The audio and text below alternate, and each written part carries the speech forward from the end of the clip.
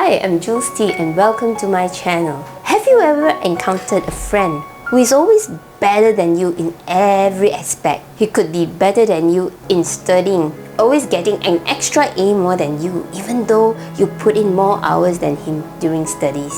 Or this person who always outshines you in business meetings, who always had something smarter to say, some extra points that he can think or share about and impress others, or that individual who always cooks better than you, or that lady who always put better makeup than you, that doesn't kicks off after the end of the day. Well, there's always someone better than you.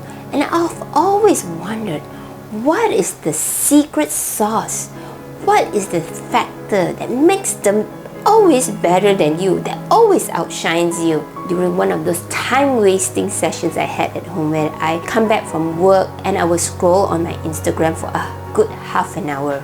And it was during this moment that I came across this violinist named Ray Chan. He is one of the most famous violinists in the world. And I was watching this video of him playing impromptu in a shopping mall, accompanied by a pianist, performing to Vivaldi's Summer. It was the first time I've heard of this classical music, and I was simply blown away by his performance. I told myself after this, if I have the chance to go to Europe, I would definitely catch one of those live performances. And I was lucky last year. I went to Venice. I told my husband I want to watch Vivaldi's Summer live performance in Venice, because Venice is the place where Vivaldi was born. Performance there must be fantastic. After paying 300 ringgit each person to attend this performance for 2 hours, I just felt that the impression that I had wasn't as fantastic as the one that I watched on YouTube. And I started to wonder, why was there such a big difference in the same song played by two different musicians, yet the song played by Ray was much better. So I started to watch other performances, violinists playing the same song, Vivaldi's Summer.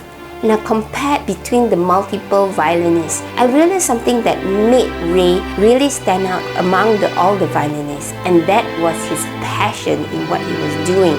You don't have many parts of your body that you can utilize to speak to your audience. You have your neck against the violin, one hand running through the strings, and you have another hand on the bow. The only other part of your body that you can use to communicate with your audience is actually your eyes or your facial expression. And he really uses and maximizes his facial features, especially his eyes. You can see his eyes communicating to you. During the moments he's playing a happy tune or a happy song, his eyes would just lit up. And you will get really curious when he's going to something really exciting. I'm anticipating the next moment of the song is coming up, and when it bangs out, you will see that he just lights up. It felt as if he was performing for you, just for you. And you can see his eyes looking all around. And there could be 100 or thousands people in the audience. You will feel as if he was looking at every single one of the audience, because he was so passionate into his music. You could feel that he's trying to communicate that feeling to you. And it was wonderful.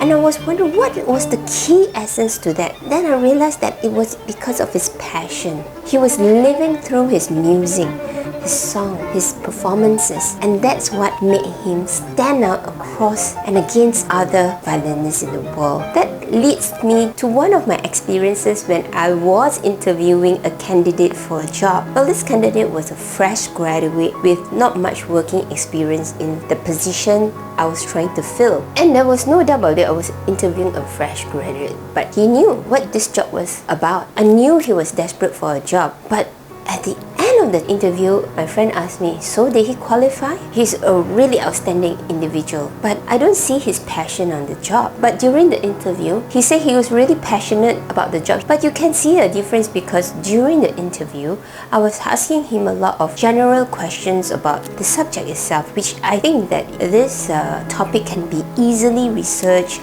or if you don't have the hands-on experience, at least doing some groundwork to study about the subject that you are going to be interviewed about will actually give a really good impression to the interviewer that you are really serious about this interview, that you're really passionate about the subject. Even though you're new to it, you have put in all your hard work, that you can show your heart is into it. And that is why when I interview candidates, I think that it's important to get someone who is very passionate about the job, because there will be times that things will get tough. There will be times that things will get rough, and not everything is smooth sailing. You will be meeting difficult people. You will be meeting challenging tasks that you might be scratching your head thinking how you're going to resolve that problem. And if you don't have the passion for what you're doing, the moment something comes up that blocks your way, any normal individual would just give up. They will say that, oh, this is too tough for me,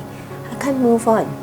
But for someone who is really passionate about what he's doing, this individual will be pushing through. No matter what kind of challenges that the person is facing, he will really find a way to get to the end result despite the roadblocks that he is facing. And that's what being passionate is about. When you're passionate about something, you will go really far in what you do. I want to challenge each and every one of you. I want you to reflect back what you're currently doing right now. If you're an engineer, if you're a songwriter, if you are a musician, think of something that you can do, that you can take action within the next 24 hours to bring more of that passion in what you do. For example, maybe you want to fine-tune the song that you were writing.